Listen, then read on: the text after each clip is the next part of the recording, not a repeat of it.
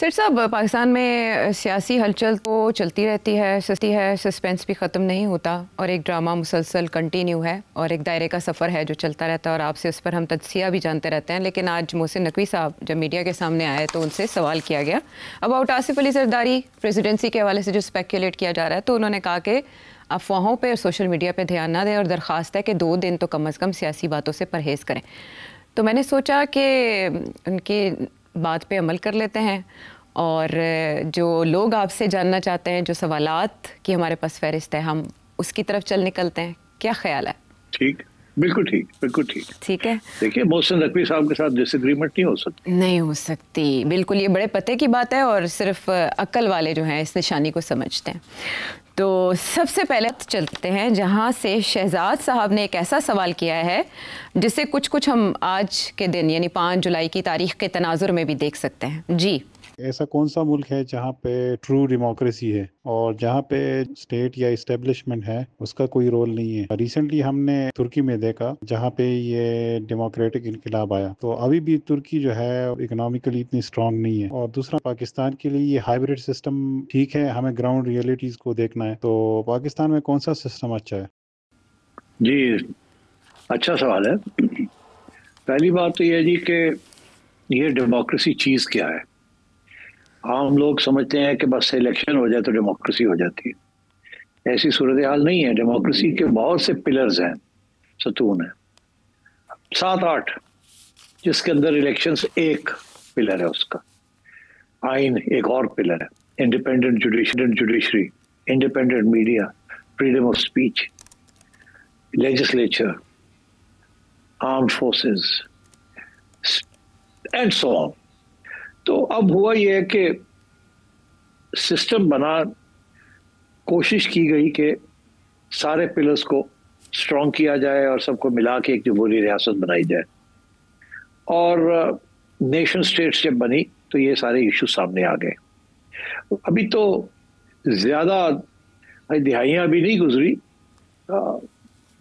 अभी तो adult franchise जिसे हम कहते हैं कि सबके पास एक वोट है, ख़वातीन के पास भी है, बूढ़ों के पास भी है, गरीबों के पास भी है।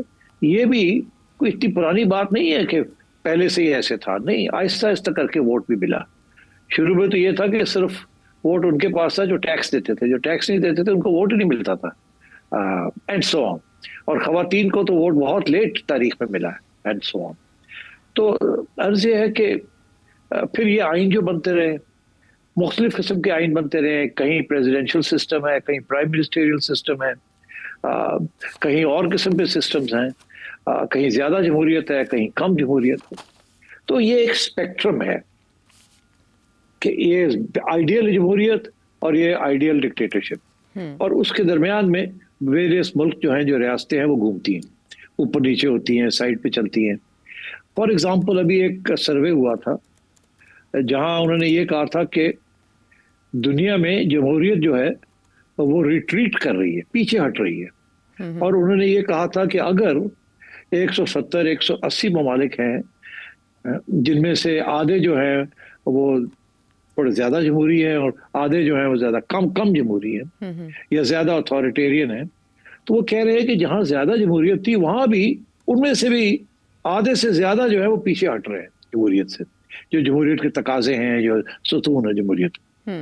और अभी हाल ही में आपने देखा कि जमहूरियत की जो गढ़ है या घर है जो जमहूरियत का, जैसे ये वेस्टर्न यूरोप कहते हैं या यूनाइटेड स्टेट्स कहते हैं, वहाँ भी आप देखिए कि जमहूरियत जो है, जैसे कि सब चीज़ें इकट्ठी करके वो फिसल रही है, पीछे हट रही है, और मुख्तलिफ नए सिस्टम्स जो हैं वो वजूद में आ रहे हैं, जो कुछ थोड़े ज़्यादा अथॉरिटेरियन हैं या ज़्यादा पॉपुलिस्ट हैं या एंड सो ऑन। तो जमहूरियत तो, प्योर जमहूरियत तो कोई चीज़ ही नहीं है। अच्छा, सो अगर ऐसी सूरत हाल है कि दुनिया में जमहूरियत पीछे हट रही है और अथॉरिटेरियन सिस्टम्स जो हैं, सेंट्रलाइज सिस्टम्स जो हैं, वो आगे बढ़ रहे हैं, तो पाकिस्तान के अंदर भी मेरा ख्याल है इसी किस्म की सूरत हाल है। पहली बात तो पाकिस्तान में ये है कि यहाँ कभी भी जमहूरियत नहीं रही जिसे हम जमहूरियत कहते हैं।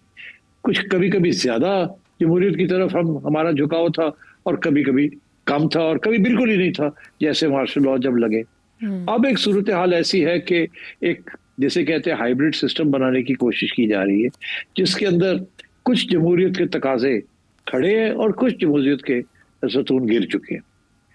अब इसके ऊपर आप पूरी एक बहस हो सकती है कि मीडिया आज़ाद नहीं रहा, इलेक्शंस जो हैं वो 47 फॉर्म के साथ होने शुरू हो गए हैं। तो अगर आप ये चीज़ें सामने रखेंगे तो फिर आपको नज़र आएगा कि जमहूरियत बिल्कुल ही कम है यहाँ इस मुल्क में। सिर्फ एक ये है कि एक फॉर्म है इलेक्शन की, एक फॉर्म है मीडिया की, एक फॉर्म है जुडिशरी की। उन्हें अभी आउट नहीं कर दिया गया, अभी रखा गया है, मगर उनको कमज़ोर इतना कर दिया है कि उनकी अपनी आवाज़ जो है वो अब बुलंद नहीं हो रही। और वो जो बैलेंसिंग पावर है, जो अकाउंटेबिलिटी है जमहूरियत के अंदर, वो अब बिल्कुल ख़त्म होती जा रही है। तो इसलिए ये और मैं सिर्फ जाते जाते ये कह दूं कि अमेरिका के अंदर भी आप देख ले डोनाल्ड ट्रंप किस किस्म की चीजें कर रहा है। अदालतें उसको चैलेंज कर रही हैं और वो अदालतों को ओबे नहीं कर रहा। और अब वहां भी ये बातें शुरू हो गई हैं कि एक कांग्रेस है उनकी, यहाँ रिपब्लिकन की छोटी सी मेजोरिटी है 15-16 सीटों की, जिसके बेसिस के ऊपर इतने फार रीचिंग फैसले किए जा रहे हैं जो कि आज तक कभी नहीं हुए वहाँ। और ये जो है इतना पावर जो है सारी वो अक्यूमुलेट हो रही है प्रेसिडेंसी के हाथ में, जो कि तस्वर पहले नहीं किया जाता था। पहले फॉर एग्जांपल मैं आपको देता हूँ कि अगर जंग डिक्लेयर करनी होती थी तो अमेरिका की आइन कहती है कांग्रेस से इजाजत लेनी पड़ती है। ये प्रेसिडेंट ने तो कांग्रेस की इजाजत नहीं ली। अब अगर प्रेसिडेंट ने इजाजत नहीं ली ईरान के ऊपर हमला करने की, जंग ही है ना, तो इसका ये मतलब है कि क्या वो उसने कोई गैर आईनी बात की है? गैर आईनी उस वक्त होगी जब कांग्रेस उसको कहेगी कि आपने हमारे से इजाजत नहीं ली, ये गैर आईनी है। मगर अगर कांग्रेस ही नहीं कह रही उसको तो फिर कौन कहेगा उसको कि ये गैर आईनी है? तो फिर तो अदालतें भी नहीं कहेंगी, क्योंकि अदालतें कहेगी कांग्रेस का ये फैसला है, ये हमारा फैसला नहीं है। तो मैं ये समझता हूँ कि ये सारी बात जो जमहूरियत एक्चुअली कहा यह जाता था कि बहुत से सियासी सिस्टम्स हैं, मगर उनमें से सबसे अच्छा सिस्टम जो है या सबसे कम बुरा सिस्टम जो है वो जमहूरियत है। अब जमहूरियत के बहुत से पहलू हैं, बहुत सी किस्म की जमहूरियतें हैं, कोई ज्यादा कोई कम। तो इसलिए मेरा ख्याल है आजकल जब बात करते हैं हम जमहूरियत की तो हमें याद रखना चाहिए कि किस किस्म की जमहूरियत चाहते हैं हम, किस किस्म की जमहूरियत हमने पहले देखी है, क्या वो कामयाब रही, क्या वो फेल हो गई। अगर फेल हो गई है तो क्या ये उसका नतीजा है जिस किस्म की हाइब्रिड रजीम बन रही है? और अगर ये हाइब्रिड रजीम नहीं चलना है तो क्या ये कामयाब हो सकती है मुल्क को चलाने के लिए, सियासी जमातों को इकट्ठा करने के लिए और स्टेबिलिटी लाने के लिए, इकोनॉमिक ग्रोथ लाने के लिए, गरीबों के लिए कुछ करने के लिए? क्योंकि आफ्टर ऑल जमहूरियत का मकसद क्या है? जमहूरियत का मकसद यही है ना कि सबसे ज्यादा खुशहाली हो मुल्क के अंदर, सब तबके जो है उनको रिप्रेजेंट किया जाए, सारे खुश हों, ये नहीं कि माइनॉरिटीज के तहफ़्फ़ुज़ ना किया जाए and so on and so fourth. तो आई थिंक ये चीज़ें सामने रखें तो फिर आप ये ज़्यादातर जमहूरियत की बात हमें कम ही होगी। ज़्यादातर बात ये होगी कि इदारे जो है हमारे, क्या वो स्ट्रॉन्ग है या नहीं है, और जिस किस्म का भी सिस्टम है कुछ ना कुछ अकाउंटेबिलिटी तो होनी चाहिए। अच्छा, ये शहजाद साहब ये भी जानना चाहते हैं कि जो पाकिस्तान के ज़मीनी हक़ाइक़ हैं उनके लिए क्या हाइब्रिड सिस्टम बेहतर है, अच्छा परफॉर्म करता है? बात यह है जी, हमने हाइब्रिड सिस्टम पहले भी देखा है ना, खान साहब के जमाने में तो हाइब्रिड सिस्टम था ना जी। वहीं से तो बात चली थी कि हाइब्रिड वो नहीं चला ना। क्या ये चलेगा? I don't know. और इससे पहले जो जिस किस्म के लेस हाइब्रिड सिस्टम से, कम हाइब्रिड सिस्टम से, पावर तो उस वक्त भी मिलिट्री के पास था, तो क्या वो चले या नहीं चले? आज तक क्या हुआ पाकिस्तान के 70-80 साल में? कोई सिस्टम चला? 3 सिस्टम 10-10 साल चले हैं मार्शल लॉ के, ठीक। अच्छा, अब उनको अगर आप कंपेयर करें तो उन पीरियड्स में जहां मार्शल लॉ नहीं था या हाइब्रिड था या सिविलियन रूल था, तो फिर ये फैसला करना पड़ता है कि किसको अहमियत दी जाए। इकोनॉमिक ग्रोथ को अहमियत दी जाए, गुर्बत को अहमियत दी जाए, डेवलपमेंट को अहमियत दी जाए, इदारे जो हैं उनकी मजबूती को अहमियत दी जाए, किसको अहमियत देंगे आप? अच्छा। तो ये डिबेट जो है ये अभी चल रही है और हम अभी तक एक्सपेरिमेंट ही कर रहे हैं कि अब कौन सा सिस्टम हमें सूट करता है या नहीं करता। अब हमने देख लिया, अब देखते हैं कि ये सिस्टम जो है हाइब्रिड का, ये कोई डिलीवरी देता है या नहीं देता। अच्छा, किसको अहमियत दी जाए? अगर इस सवाल को हम ऐसे देखें कि जो आइडियल डेमोक्रेसीज दुनिया में कहा जाता है, स्कैंडिनेवियन कंट्रीज में या कनाडा में हम सोच लें, तो वो डेमोक्रेसी किस फैक्टर पे देखी जाती है? और वो वेलफेयर स्टेट्स हैं, पाकिस्तान एक सिक्योरिटी स्टेट है, क्या ये फ़र्क है? जी बिल्कुल। बेसिक चीज़ तो ये है कि they are welfare states. Welfare state का ये मतलब है कि वो आवाम के लिए उनकी बेहतरी के लिए वो रियासतें बनाई गई हैं, जिसके अंदर सारे डेमोक्रेसी के जो पहलू हैं उनको इम्प्लीमेंट किया जाता है, मोर rather than less. Scandinavian countries हैं, यूके एक जमाने में था, अभी भी है। तो अब बात यह है कि पाकिस्तान के अंदर जो सिचुएशन है इज वेरी डिफरेंट। अभी यहाँ तो वेलफेयर स्टेट कभी बनी नहीं, वेलफेयर स्टेट नहीं बनी, सोशल स्टेट नहीं बनी, कैपिटल स्टेट भी नहीं बन सकी, क्योंकि अगर कैपिटल स्टेट बनती, जैसे इंडिया बन चुका है कैपिटल स्टेट, तो यहाँ भी 8-9% ग्रोथ होती, यहाँ भी हमारी जीडीपी जो है वो 10 गुना ज्यादा होती compare to what it is, यहाँ भी लैंड रिफॉर्म्स होते, यहाँ भी एक मिडिल क्लास डेवलप करती जिसके पास पावर होती, एंड सो ऑन। वो तो सिचुएशन नहीं है यहाँ तो अभी भी सेमी फ्यूडल, सेमी कैपिटलिस्ट किस्म के स्ट्रक्चर्स हैं यहाँ। तो इसलिए आई थिंक वो अंग्रेजी का मुहावरा है, the jury is out on this one. अभी तक इसके ऊपर कोई पक्की बात नहीं की जा सकती। ये जरूर कहा जा सकता है कि जमहूरियत, ज्यादा जमहूरियत इज बेटर देन लेस जमहूरियत। और अच्छा, पाकिस्तान में जब भी अच्छे दौर की मिसाल दी गई तो इमरान खान साहब की ज़ुबान से हमने हमेशा सुना कि अयूब खान साहब का दौर, 60s का दौर पाकिस्तान के लिए इकोनॉमिकली बेस्ट था। तो तब किस चीज़ पे ज़्यादा फोकस था सेठी साहब?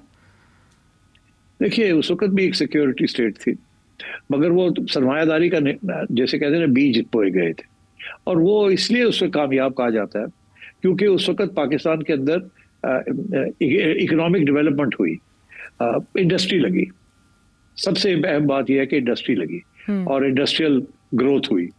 अच्छा, अब बात यह है कि ये तो एक पहलू है ना, इसके दो और पहलू हैं जिसकी तरफ तवज्जो नहीं दिलाई जाती, इसीलिए इमरान खान साहब इस किस्म की बात करते हैं। उन्हें एहसास नहीं है कि इसके दो और पहलू भी थे।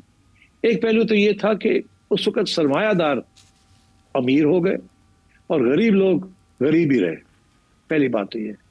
दूसरी बात यह है कि उस वक्त सारा पैसा जो है वो अमेरिका से आ रहा था, हथियार भी अमेरिका से आ रहे थे, एड भी अमेरिका से आ रही थी। आप खुद पाकिस्तान के अंदर कोई रेवेन्यू जनरेट नहीं कर रहे थे, सारा कुछ बाहर से आ रहा था और फ्री फंड में आ रहा था। क्यों? क्योंकि आप अमेरिका के एक एलाई बन चुके थे सोवियत यूनियन के खिलाफ, और आपको एक एंटी कम्युनिस्ट स्टेट बनाने की यहाँ बीज बोए जा रहे थे अमेरिका की तरफ से। तो इसका ये मतलब है आप तो किसी borrowed economic and political framework के ऊपर आप बैठे हुए थे, इसीलिए अमेरिका ने, उस वक्त के अमेरिका ने आपको सपोर्ट किया। आप उस वक्त के जो अमेरिकन अलायंसेस थे उनका हिस्सा बन चुके थे, तो आपने तो अपनी आज़ादी खो दी ना उस वक्त। तो क्या आप क्या इमरान खान ये कहते हैं कि उस किस्म की गुलामी एक दफ़ा फिर आ जाए, उस किस्म की सरमायादारी की ग्रोथ हो यहाँ जिसमें गरीबों को कुछ ना मिले? तो ये थोड़ी कॉम्प्लिकेटेड इश्यूज है, ये सिंपल इश्यूज नहीं है। और ये आखिरी बात जो मैं कहना चाहता हूँ, खान साहब को इस बात का भी इल्म होना चाहिए, अगर नहीं है तो थोड़ी सी पढ़ाई कर ले। वो ये है कि अयूब खान के ज़माने में बांग्लादेश या ईस्ट पाकिस्तान की अलहदगी के बीच जो थे वो बोए गए, क्योंकि उस वक्त से ये मामला शुरू हुआ। पहली बात कि आपने इतना सेंट्रलाइज कर लिया है पाकिस्तान को कि बांग्लादेश को उसका हिस्सा नहीं मिल रहा, और बांग्लादेश के अंदर एक नेशनलिस्ट तहरीक शुरू हो गई वेस्ट पाकिस्तान के खिलाफ कि सारा कुछ जो कुछ हो रहा है वो वेस्ट पाकिस्तान में हो रहा है, बांग्लादेश से को कुछ नहीं मिल रहा, इसलिए वहाँ एक तहरीक शुरू हो गई ऑफ सेपरेशन। तो मेरा ख्याल है ये बहुत अहम डेवलपमेंट्स थी अयूब खान के ज़माने की।